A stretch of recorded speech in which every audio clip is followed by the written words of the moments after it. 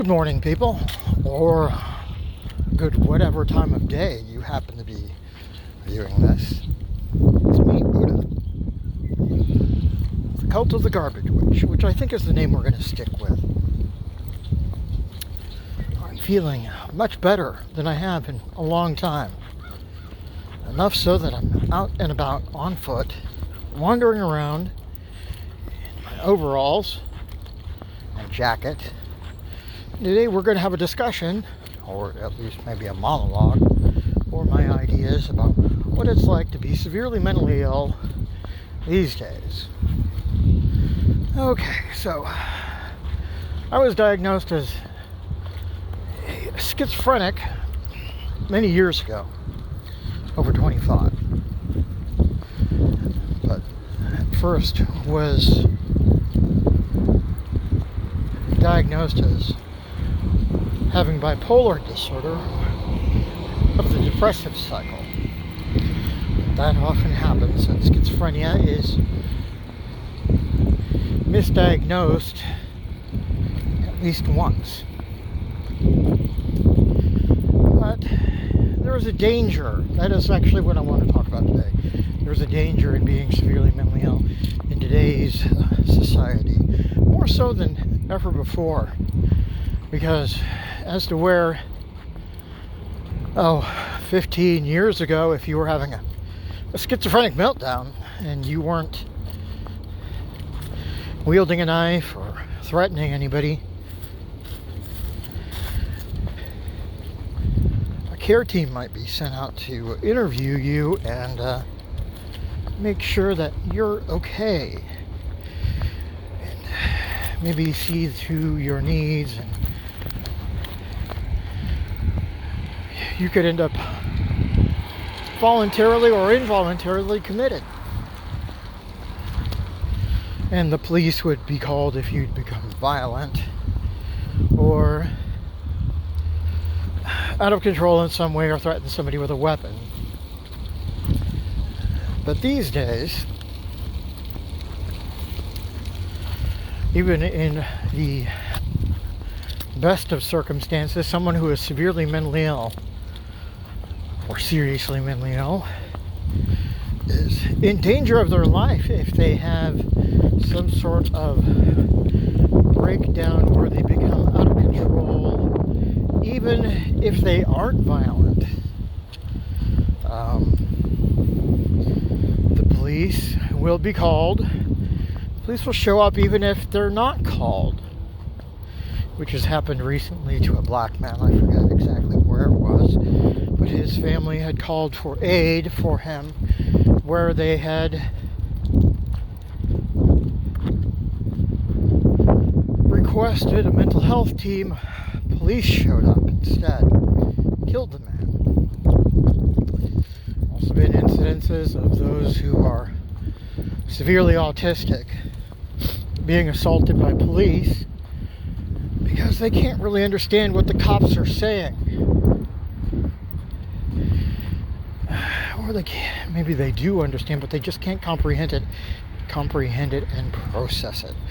So becoming neuroatypical, or being neuroatypical these days, is a dangerous thing, and it's not a way of life or lifestyle choice. It's just something that happens to us. So I have to watch myself and others of my ilk. I would advise that you watch yourself, watch your behavior.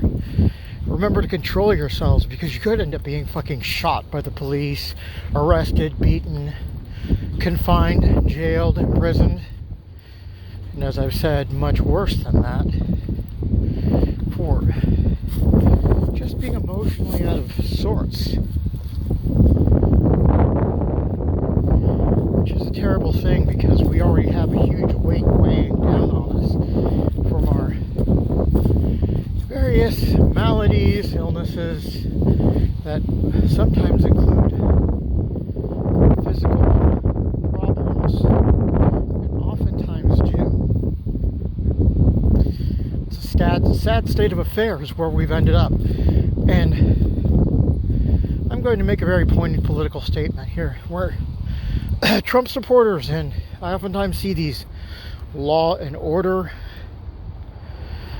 political signs placed up in support of Trump.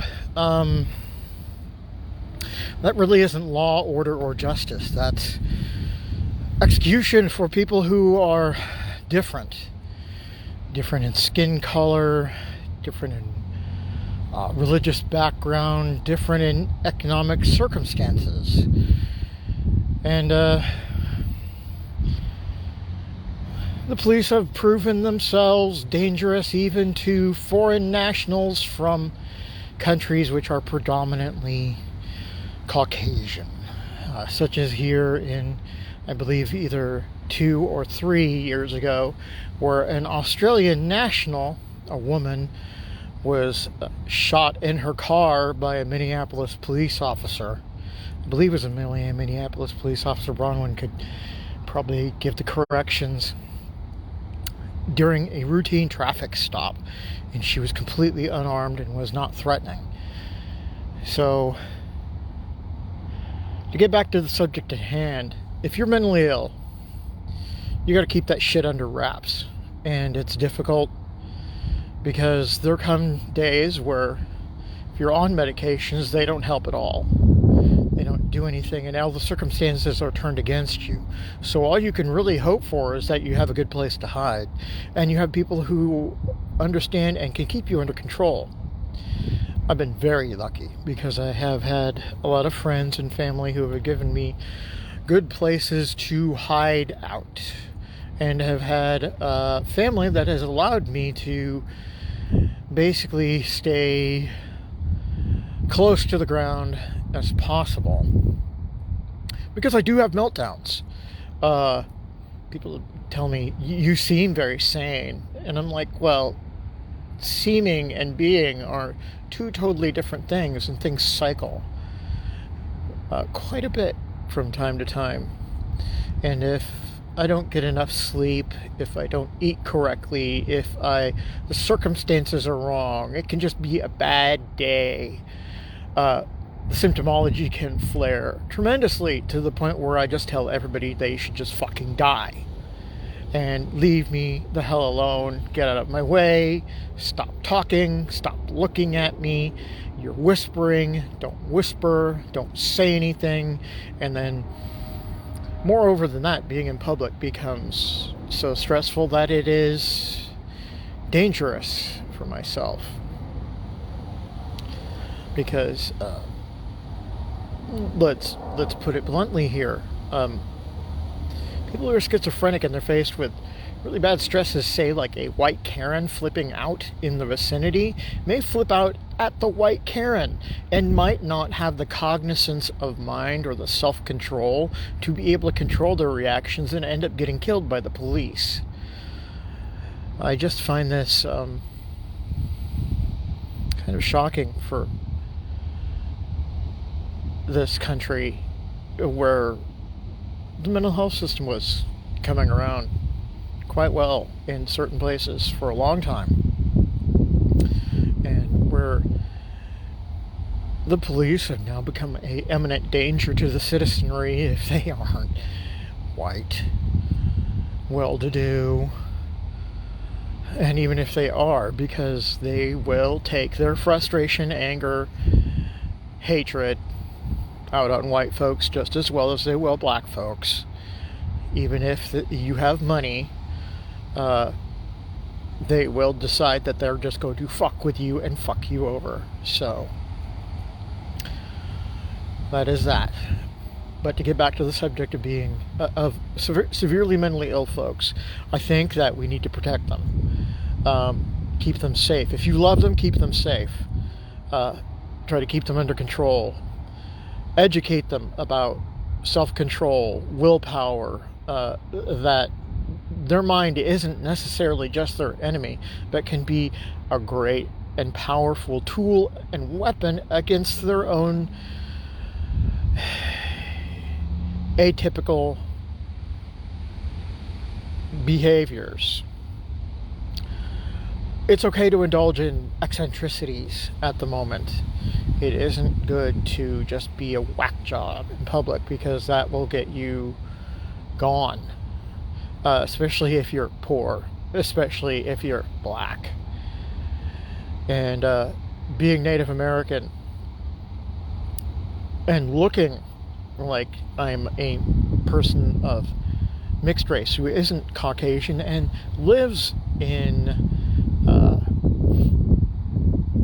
I live in an upper middle class, well-to-do neighborhood, but the place where I live is a trailer. Who lives in a trailer? If the police are called, I'm in imminent danger from them. I realize this, and if I act up in public or someone confronts me in public about my eccentric behavior, I just have to pretty much back down, and or just back away, because I don't want to have to deal with the police. Because very honestly, all my dealings with law enforcement throughout my entire life have been very amiable, even when I've been wielding a knife.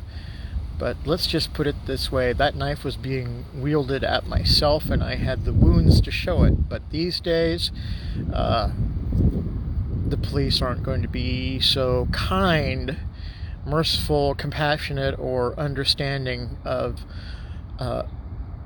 an adult male of ethnic origin who is having a mental breakdown. Anyway, I just wanted to get that out there. I'll probably put something like this on YouTube, and it's kind of cold this morning. I didn't bring my gloves, but that's all right, because the trailer is nearby. I can go back in and wait until later in the afternoon when we can get out and about together, Ronwin and I, and enjoy whatever we're going to be doing, because we are childless this weekend. Anyway, I hope whatever you're doing, wherever you are, you're being treated well. And please remember to treat others well and with compassion. It's hard to be indifferent. Not indifferent, I mean. But do try. Anyway, this is Buddha, and I'll talk to you later. Bye.